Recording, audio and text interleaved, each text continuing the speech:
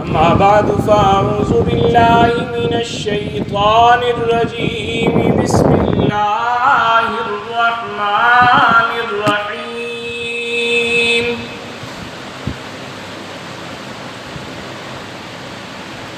وَلَقَدْ نَصَرَكُمُ اللَّهُ بِبَدْرٍ وَأَنْتُمْ أَذِلَّةٌ فَاتَّقُوا اللَّهَ لَعَلَّكُمْ تَشْكُرُونَ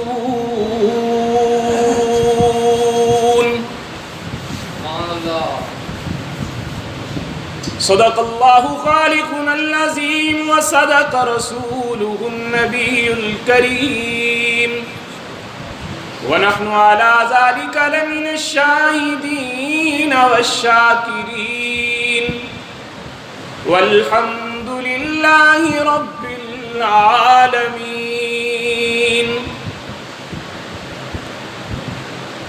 مسلمانوں حیات جاویداں پانے کے دن آئے،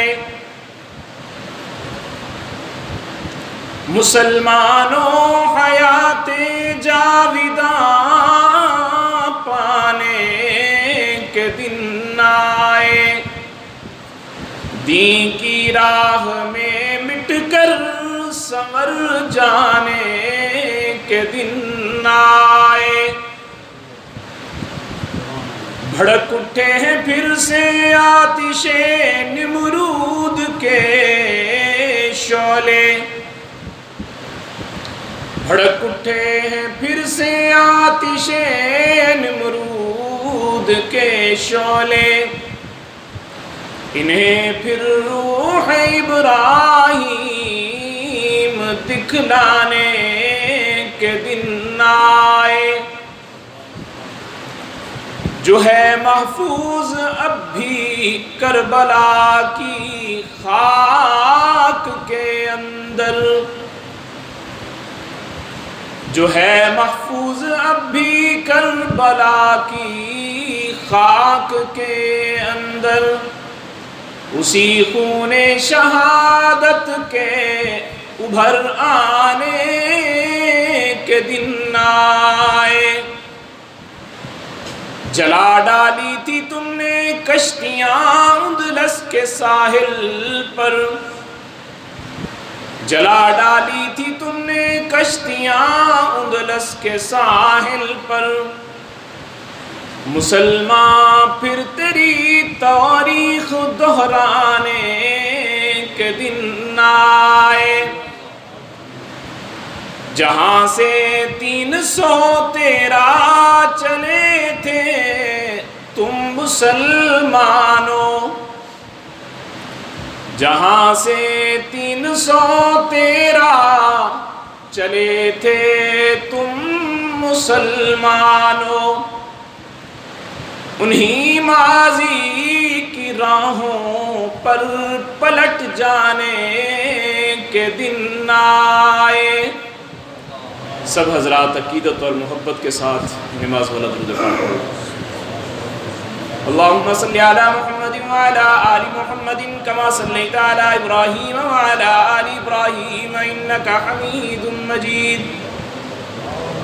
اللہم بارک علی محمد وعلی آل محمد کما بارکت علی ابراہیم وعلی آل ابراہیم انکا حمید مجید۔ گرامی قدر سامعین، معزز حاضرین، بزرگوں، دوستوں اور نوجوان ساتھیوں،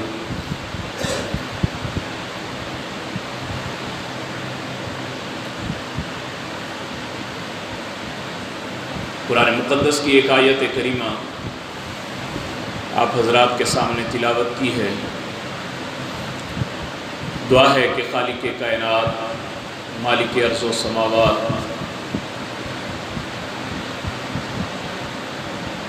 اس کا مفہوم حق سچ بیان کرنے کی اور ہم سب کو اس پر عمل کرنے کی توفیق عطا فرمائے۔ رب العالمین ہمارے کہنے اور سننے میں اخلاص نصیب فرمائے۔ رب العالمین نے کلام مقدس میں ارشاد فرمایا کہ وَلَقَدْ نَصَرَكُمُ اللَّهُ بِبَدَرٍ وَأَنْتُمْ أَذِلَّةٌ، کہ رب العالمین نے تمہاری مدد کی بدر کے میدان میں، وَأَنْتُمْ أَذِلَّةٌ، جس وقت کہ تم بہت ہی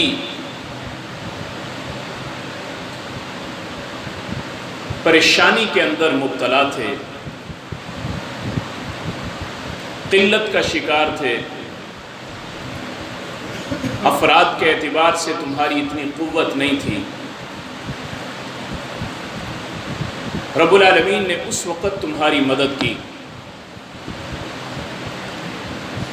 جس طرح رمضان اور قرآن کا ایک آپس میں گہرا تعلق ہے، اسی طرح رمضان اور جہاد کا بھی آپس میں ایک گہرا ربط ہے۔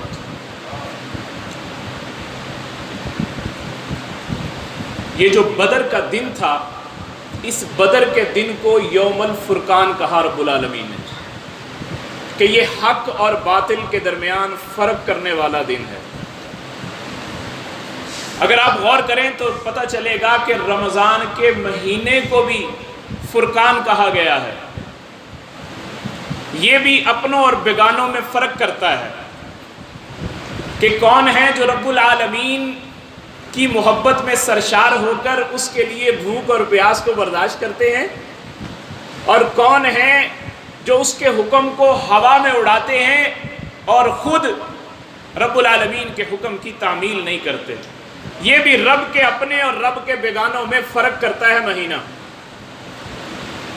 اور اسی مہینے میں اللہ نے ایک قرآن اتارا ہے، اس قرآن کو بھی قرآن مجید فرقان حمید کہا ہے، کہ جو فرقان ہے، فرق کرنے والا ہے۔ رب العالمین نے یہ قرآن، رمضان اور یوم الفرقان، ان تینوں کا ایک بڑا گہرا تعلق رکھا ہے۔ اور یوم الفرقان رب العالمین نے بدر کے دن کو کہا ہے۔ آج اتفاق سے جمعہ کا دن بھی ہے، 17 رمضان بھی ہے، اور وہ بھی جمعہ کا دن تھا اور 17 رمضان تھی، جب میرے محبوب اپنے 313 جانثاروں کو لے کر بدر کی وادی میں اترے تھے۔ کیا خبر تھی الہی ایک دن ایسا بھی آئے گا، کیا خبر تھی الہی ایک دن ایسا بھی آئے گا کہ تیرا ساقی کوثر یہاں تشریف لائے گا۔ بدر کی وادی یہ کہتی ہے کہ کیا خبر تھی الہی کہ میرے بھی مقدر کا ستارہ چمکے گا۔ اب اندازہ کریں، اگر میرے محبوب کے قدم اقدس بدر کی سرزمین پہ لگے نہ ہوتے، آج تاریخ میں بدر کا نام و نشان تک کہیں موجود نہ ہوتا۔ میرے محبوب کے قدم لگے، آج بھی دنیا وہاں جو جاتی ہے وہ بدر کی زیارت کے لیے بھی جاتی ہے کہ یہاں میرے محبوب کے قدم لگے تھے۔ آج بھی اس بدر کی وادی کو دنیا پہچانتی ہے۔ کیوں؟ اس لیے کہ کیا خبر تھی الہی ایک دن ایسا بھی آئے گا کہ تیرا ساقی کوثر یہاں تشریف لائے گا۔ تو رب العالمین نے اپنے ساقی کوثر کو اس بدر کی وادی میں پہنچایا، اور جب بدر کی وادی میں میرے محبوب پہنچے اپنے 313 جانثاروں کو لے کر، تو کیا عجیب منظر تھا۔ مقام صفرا پہ پہنچ کر میرے محبوب کو پتا چلا کہ اب ہمارا، چونکہ نکلے تھے وہ تجارتی قافلے کا راستہ روکنے کے لیے، تجارتی قافلہ مسلمانوں سے ان کے گھروں کو چھیننے والے کفار مکہ تھے، ان کی جائیدادوں کو چھیننے والے، ان کے مال و اسباب کو چھیننے والے یہ کفار مکہ تھے۔ یہ کفار مکہ ہی مدینے کے قریب سے شام سے تجارت کرتے ہوئے جا رہے تھے۔ تو میرے محبوب نے کہا کہ ان کا بھی آج راستہ روکا جائے، تاکہ ان کو بھی پتہ چلے کہ کس طرح انہوں نے ہمارے ساتھ کیا تھا، کیا انہوں نے ہمارے ساتھ مال و اسباب کو چھین کر ہمارے ساتھ ظلم و زیادتی کی تھی۔ آج وہی اپنا مال ان سے چھینتے ہیں جب چھیننے کے لیے نکلے ہیں۔ لیکن میرے اللہ کو کچھ اور منظور تھا، میرے اللہ کو کچھ اور منظور تھا۔ اللہ نے اس کی وضاحت بھی کی کہ وَإِذْ يَعِدُكُمُ اللَّهُ إِحْدَى الطَّائِفَتَيْنِ أَنَّهَا لَكُمْ، میرے محبوب میں نے آپ سے وعدہ کیا ہے کہ میں 2 جماعتوں میں سے ایک جماعت تمہیں عطا کروں گا، میں ایک جماعت تمہیں دوں گا۔ اب وہ میرے محبوب اور صحابہ کیا چاہتے تھے؟ وہ تجارتی قافلہ ہمیں مل جائے، اس میں مال و اسباب ہوگا، وہ ہمارے ہاتھ آئے گا، لیکن رب العالمین نے فرمایا نہیں، تمہارا رب یہ چاہتا ہے لِيُحِقَّ الْحَقَّ وَيُبْطِلَ الْبَاطِلَ وَلَوْ كَرِهَ الْمُجْرِمُونَ۔ یہ اللہ حق کو حق اور باطل کو باطل کر کے دنیا کے سامنے دکھانا چاہتا ہے، دودھ کو دودھ اور پانی کا پانی کر کے دکھانا چاہتا ہے رب العالمین۔ دنیا والوں کو پتہ چل جائے کہ طاقت سے کچھ نہیں ہوتا، ہتھیاروں سے کچھ نہیں ہوتا، اسباب سے کچھ نہیں ہوتا، جو ہوتا ہے اللہ کے حکم سے ہوتا ہے، اللہ کے حکم کے بغیر کچھ نہیں ہوتا۔ میرے محبوب کو پتہ چلا مقام صفرا پہ پہنچ کے کہ صورت بدل گئی۔ ابو سفیان تجارتی قافلہ لے کر دوسری طرف نکل گئے اور مکے میں پیغام بھیج دیا کہ تمہاری تجارتی قافلے کو روکنے کے لیے مسلمان بڑھ رہے ہیں، اپنے لشکر کو بچانے کے لیے آؤ۔ وہ 1000 کا جم غفیر جمع کر کے گانے بجانے والی عورتیں بھی ساتھ لے کر مدینے کی طرف نکلتے ہیں، بدر کی وادی کی طرف نکلتے ہیں۔ تو رب العالمین نے ان کے اس نکلنے کا ذکر بھی اپنے قرآن میں کیا، فرمایا وَلَا تَكُونُوا كَالَّذِينَ خَرَجُوا مِن دِيَارِهِمْ بَطَرًا وَرِئَاءَ النَّاسِ، اور تم ان لوگوں کی طرح نہ ہو جانا جو اپنے گھروں سے اتراتے ہوئے اور لوگوں کو دکھانے کے لیے اپنے گھروں سے نکلے تھے، بڑا ڈھول دھمکا کرتے ہوئے نکلے، اور نکل کر کیا ہو رہا ہے؟ آج ہم بڑے مذاق اڑا رہے تھے، تانے دے رہے تھے کہ آج اس کی نبوت کا چراغ بجھانے جا رہے ہیں، نعوذ باللہ، آج ہم یہ کر دیں گے، آج ہم وہ کر دیں گے، اپنی طاقت کے نشے میں مست تھے۔ ادھر سے وہ چلے اور ادھر سے مقام صفرا پہ پہنچے۔ میرے محبوب کو پتہ چلا صورت بدل گئی۔ میرے آقا نے صحابہ کو بلایا، کہا بتاؤ پہلے تو ہم تجارتی قافلے کے لیے آئے تھے، اب کیا کرنا ہے؟ حضرت ابو بکر صدیق کھڑے ہوئے، یا رسول اللہ ہماری جان اور مال آپ پر قربان، یا رسول اللہ ہماری جان اور مال آپ پر قربان، ہم سب کچھ آپ کے قدموں پہ نشاور کرنے کے لیے تیار ہیں۔ میرے محبوب ابھی دیکھ رہے ہیں، حضرت عمر کھڑے ہو جاتے ہیں، یا رسول اللہ آپ کے اشارہ ابرو کے منتظر ہیں ہم، جو اشارہ فرمائیں گے ہم اس پر قربان ہونے کے لیے تیار ہیں۔ میرے محبوب ابھی بھی خاموش ہیں۔ میرے محبوب کا روح سخن انصار کی طرف تھا، پتا تھا یہ تو میرے ساتھ آئے ہیں، یہ تو سب کچھ مجھ پر لٹا چکے ہیں۔ تو میرے آقا نے جب انصار کی طرف دیکھا تو انصار میں سے حضرت مقداد بن اسود رضی اللہ تعالیٰ عنہ، سب کہیں رضی اللہ تعالیٰ عنہ، خدا کی قسم ان جانثاروں پہ اربوں خربوں اللہ کی رحمتیں نازل ہوں، جنہوں نے میرے محبوب کو اس میدان میں تنہا نہیں چھوڑا بلکہ میرے محبوب کے ساتھ کھڑے ہو گئے۔ اور میرے محبوب کو کھڑے ہو کر حضرت مقداد نے کہا، یا رسول اللہ آپ نے ہمیں یہاں آنے کا حکم فرمایا، یاد رکھیے گا ہم بنی اسرائیل کی طرح نہیں ہیں کہ موسیٰ علیہ السلام نے جب ان سے کہا تھا کہ نکلو جا کر اللہ کی راہ میں جہاد کرنا ہے تو انہوں نے کہا تھا کہ انت وربک فقاتلا انا ہاہنا قاعدون، تم اور تمہارا رب لڑو، ہم تو یہاں بیٹھے ہیں۔ ہم ایسے نہیں کہیں گے، میرے محبوب آپ ہمیں جہاں حکم فرمائیں گے ہم آپ کے ساتھ چلنے کے لیے تیار ہیں، ہم آپ کے لیے چلنے کے لیے تیار ہیں۔ بخاری شریف میں یہ روایت موجود ہے، فرمایا کہ حضرت مقداد بن اسود رضی اللہ تعالیٰ عنہ مزید آگے بڑھتے ہوئے کہتے ہیں وَلَكِنَّا نُقَاتِلْ، لیکن ہم قتال کریں گے آپ کے دائیں سے بھی، آپ کے بائیں سے بھی، آپ کے آگے سے بھی، آپ کے پیچھے سے بھی، یا رسول اللہ ہم دشمن کے ساتھ ہر طرح سے لڑیں گے اور آپ کا دفاع کریں گے۔ بخاری شریف میں روایت ہے میرے محبوب کا چہرہ 14ویں رات کے چاند کی طرح چمک جاتا ہے، ان کی بات سن کر میرے محبوب کا چہرہ چمک جاتا ہے، خوشی سے دمک اٹھتا ہے۔ ادھر حضرت سعد بن معاذ رضی اللہ تعالیٰ عنہ کھڑے ہوتے ہیں اور کھڑے ہو کر کہتے ہیں یا رسول اللہ جب مدینے سے نکلے تھے صورت اور تھی، یہاں آئے ہیں صورت بدل چکی ہے، لیکن یاد رکھیے گا آپ ہمیں برق غمات تک جانے کے لیے بھی کہیں گے تو ہم آپ کے ساتھ جانے کے لیے تیار ہیں۔ یا رسول اللہ ہمارے مال میں سے جو حصہ آپ قبول فرمائیں گے وہ ہمیں اس مال سے زیادہ محبوب ہوگا جو ہمارے پاس رہ جائے گا۔ یا رسول اللہ آپ ہمیں سمندر میں چھلانگیں لگانے کا بھی حکم دیں گے تو ہم پسو پیش نہیں کریں گے بلکہ سمندر میں بھی آپ کے حکم کی تعمیل میں چھلانگیں لگا دیں گے۔ لاؤ کہیں سے ایسے عاشق، آج تو دودھ پینے والے مجنو ہیں سارے، آج تو کوئی خون دینے والا مجنو ہے نہیں، آج تو سارے دودھ پینے والے ہیں، آج تو صرف ہم عشق رسول کا دعویٰ کرنے والے ہیں، ہمارا عمل اس بات سے خالی ہے، ہمارے چہرے سنت رسول سے خالی ہیں، ہمارا عمل سنت رسول سے خالی ہے، ہمارے گھر بار سنت رسول سے خالی ہیں، ہماری تجارت سنت رسول سے خالی ہے، ہمارے معاملات سنت رسول سے خالی ہیں۔ آج ہم سب کچھ چھوڑ چکے ہیں، صرف زبان کی حد تک ہم دعویٰ کر رہے ہیں ہم اللہ کے نبی کے عاشق ہیں، لیکن انہوں نے عشق کا صحیح حق ادا کیا ہے۔ اور اللہ کے نبی سے کیا کہا کہ یا رسول اللہ آپ ہمیں سمندر میں چھلانگیں لگانے کا بھی حکم دیں گے تو ہم وہ بھی لگانے کے لیے تیار ہیں۔ تو میرے آقا علیہ السلام نے ان سے کہا جزاک اللہ، اللہ تمہیں جزا عطا فرمائے، اور ان کو لے کر میرے محبوب نے صفوں کو ترتیب دینا شروع کیا۔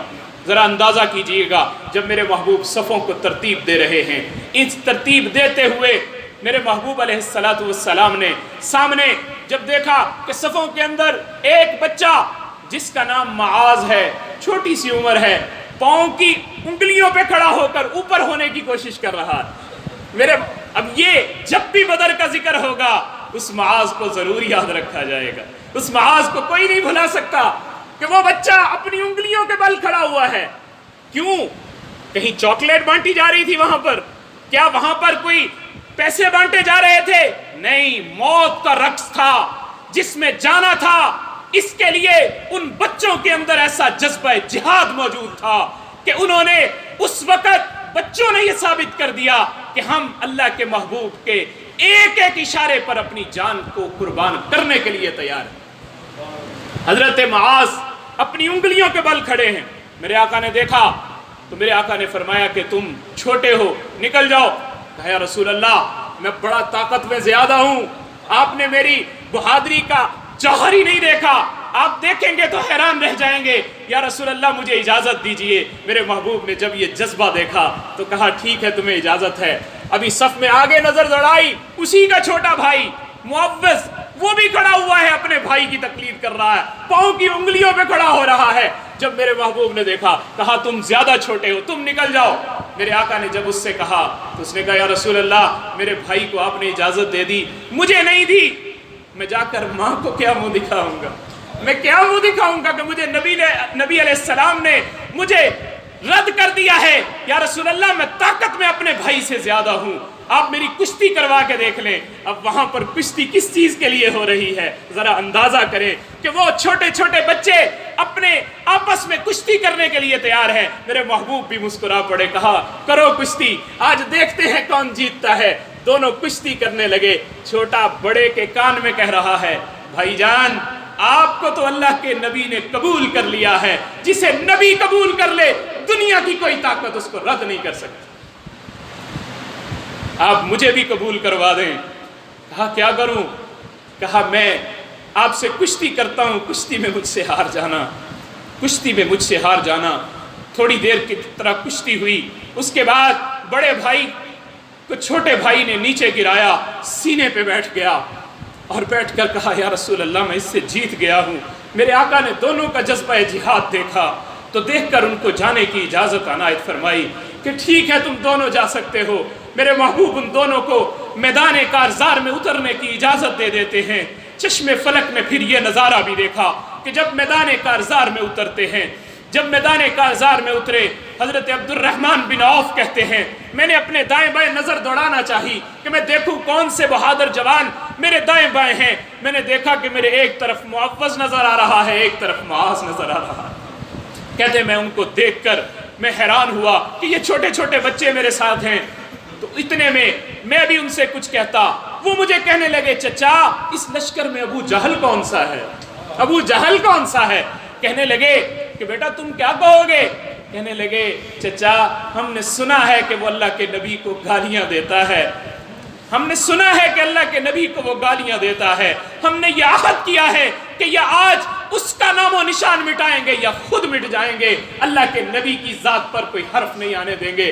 حضرت عبد الرحمن بن عوف کہتے ہیں میں نے یوں اشارہ کیا، میرے اشارہ کرنے کی دیر تھی، وہ باز اور شکرے کی طرح دوڑتے ہوئے جھپٹ پڑے جا کر ابو جہل پہ، اور جا کر انہوں نے ابو جہل کو اسی وقت زمین پہ گرا دیا۔ مر جائیں گے یا ماریں گے اس ناری کو۔ حفیظ جلندری نے اس کا بڑا خوب نقشہ کھینچا۔ اس نے کہا وہ بچے کہہ رہے ہیں کہ مر جائیں گے یا ماریں گے اس ناری کو، سنا ہے کہ وہ گالیاں دیتا ہے محبوب باری کو، محبوب باری کو وہ گالیاں دیتا ہے، ہم اس کو مار دیں گے، مٹا دیں گے اس کو۔ اب یہ چھوٹے چھوٹے معصوم بچے یہ پیغام دے رہے تھے امت مسلمہ کے لیے کوئی کہ خدارا بیدار ہو جاؤ، خدارا بیدار ہو جاؤ، خدارا بیدار ہو جاؤ۔ اس لیے کہ آج مسلمان سے بابری مسجد چھینی گئی، مسلمان کثیر تعداد میں ہونے کے باوجود خاموش ہو کے بیٹھے رہے، مسلمانوں سے کشمیر چھین لیا گیا، مسلمان خاموش ہو کے بیٹھے رہے، ناروے نے رسول اللہ کی توہین کی، مسلمان خاموش ہو کے بیٹھے رہے۔ آج غیر مسلم فرانس کے اندر حضور کی شان میں گستاخی کرتا ہے، مسلمان کثیر تعداد میں ہونے کے باوجود کچھ بھی نہیں کر پا رہا۔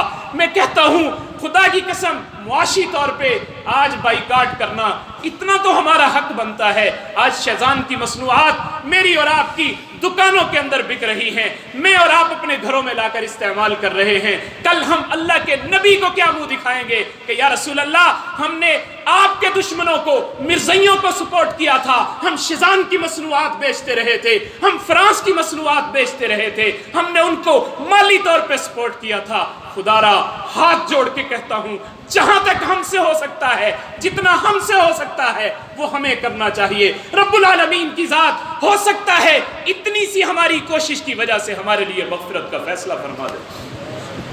اٹھو میری دنیا کے جوانوں کو جگا دو۔ ان چھوٹے سے معصوم بچوں کا ایک پیغام ہے جو کسی شاعر نے اپنے الفاظ میں کہا ہے۔ اس نے کہا اٹھو میری دنیا کے جوانوں کو جگا دو، اٹھو میری دنیا کے جوانوں کو جگا دو، اٹھو میری دنیا کے غریبوں کو جگا دو، کاخ امارا کے در و دیوار ہلا دو۔ آتا ہے سلطانی ظہور کا زمانہ، جو نقش کہن نظر آئے اس کا جلا دو۔ جس کھیت سے دہقاں کو میسر نہ ہو روزی، اس کھیت کے ہر خوشے گندم کو جلا دو۔ غیرت ایمان کا یہ جوہر ہے نہ بھولو، ہر دین کے گستاخ کو ادب سکھا دو، ہر دین کے گستاخ کو ادب سکھا دو۔ ایک ہو کے زمانے کو وہ نئی شان سکھا دو، ایک ہو کے زمانے کو وہ نئی شان سکھا دو، پھر نعرہ تکبیر سے ہر بت کو گرا دو، پھر نعرہ تکبیر سے ہر بت کو گرا دو۔ وہ معصوم بچوں نے ابو جہل کا قلعہ کما کر دیا اور دنیا والوں کو بتا دیا کہ اگر جذبہ جوان ہو، اگر ہمت ہو، اللہ کے نبی کی اطاعت کرنے کا جذبہ تمہارے اندر کوٹ کوٹ کے بھرا ہو، دنیا کی کوئی طاقت پھر نہ عمر دیکھتی ہے، نہ پھر تمہارا سرمایہ دیکھتی ہے، نہ پھر تمہارے اسباب دیکھتی ہے۔ رب العالمین یہ چند لٹے پھٹے نوجوان، یہ چند لٹے پٹے لوگوں کا قافلہ 313 افراد جن کی تعداد ہے، اور نکل کر میدان میں اللہ کے رسول کی آواز پر جب لبیک کہنے کے لیے نکلتے ہیں تو اللہ کہتے ہیں وَإِذْ يَعِدُكُمُ اللَّهُ إِحْدَى الطَّائِفَتَيْنِ أَنَّهَا لَكُمْ، میں ایک جماعت تمہیں عطا کروں گا۔ پھر رب العالمین نے ایک جماعت مسلمانوں کو عطا کی، اور ایسی شان سے عطا کی، ایسی شان سے عطا کی کہ رب العالمین نے 1000 فرشتہ مسلمانوں کی مدد کے لیے آسمان سے اتار دیا۔ کیا کہا علامہ اقبال نے؟ فضائے بدر پیدا کر، فرشتے تیری نصرت کو اتر سکتے ہیں گردوں سے قطار اندر قطار اب بھی۔ آج ہمارا جذبہ وہ نہیں رہا، آج ہمارا جذبہ وہ نہیں رہا، آج ہمارے خیالات، احساسات، آج ہماری ترجیحات بدل گئیں۔ آج ہم نے کس چیز کو ترجیح دینا شروع کی؟ رسول اللہ کی عزت پر، رسول اللہ کی ناموس پر پہرا دینا۔ خدارا ہماری اگر یہ ہماری ترجیحات میں شامل ہوتا تو دنیا کی کوئی طاقت ایسی نہیں تھی جو ہمارے پیغمبر علیہ السلام کی شان میں گستاخی کرتی۔ آج مسلمان کثیر تعداد میں ہیں لیکن پھر بھی ان کی کوئی حیثیت نہیں ہے، اس لیے کہ انہوں نے رسول اللہ کے طریقہ زندگی کو چھوڑ دیا، طرز معاشرت کو چھوڑ دیا، رسول اللہ کے انداز زندگانی کو چھوڑ دیا، اور رسول اللہ صلی اللہ علیہ وسلم کے جو طریقہ زندگی تھا اس کو ترک کر دیا۔ اور اللہ نے کیا کہا تھا؟ کافروں نے جب کہا کہ ہم رسول اللہ کو اور ان کی جماعت کو مٹا دیں گے، رب العالمین نے کہا ان تستفتحوا فقد جاءکم الفتح، اگر تم فتح چاہتے ہو تو آؤ میں تمہیں فتح دیتا ہوں، میں تمہیں فتح دیتا ہوں۔ یہ الزامی جواب تھا ایک، وَإِن تَنْتَهُوا فَهُوَ خَيْرٌ لَكُمْ، اللہ نے کہا اگر تم باز آ جاؤ تو یہ تمہارے لیے بہتر ہے۔ یہ تمہارے لیے بہتر ہے میرے رسول اللہ کے مقابلے میں آنے کی بجائے تم اپنے اس بات سے پھر جاؤ تو یہ تمہارے لیے اچھا ہے۔ وَإِن تَعُودُوا نَعُدْ، اگر تم پھر یہی حرکت کرو گے ہم تمہیں اسی طرح نشان عبرت بنائیں گے۔ 70 بڑے بڑے سرداروں کو اس میدان کے اندر مارا جن کے لیے میرے نبی نے ایک دن پہلے بتا دیا تھا یہاں پر یہ کافر مارا جائے گا، یہاں اس کافر کی لاش پڑی ہوگی، یہاں اس کافر کی لاش پڑی ہوگی، اور وہی ہوا۔ چشم فلک نے یہ نظارہ دیکھا کہ وہ چند نہتھے لوگ جن کے پاس اسباب بھی پورے نہیں ہیں، یہاں تک کہ تلواریں بھی پوری نہیں ہیں، ان لوگوں نے اس 1000 کے لشکر کو اس طرح سے تہس نہس کر کے رکھ دیا اور دنیا والوں کو بتا دیا کہ اگر اللہ کے نبی کی اطاعت کا جذبہ تمہارے اندر ہوگا تو اللہ تمہاری مدد کریں گے، اور اگر تم اس سے منہ پھیرو گے تو پھر دنیا میں کہیں کامیابی تمہیں مل نہیں سکتی۔ اللہ مجھے بھی اور آپ کو بھی اپنے محبوب کے نقش قدم پہ چلنے کی اور ان بدر والوں کی اتباع کرنے کی توفیق نصیب فرمائے۔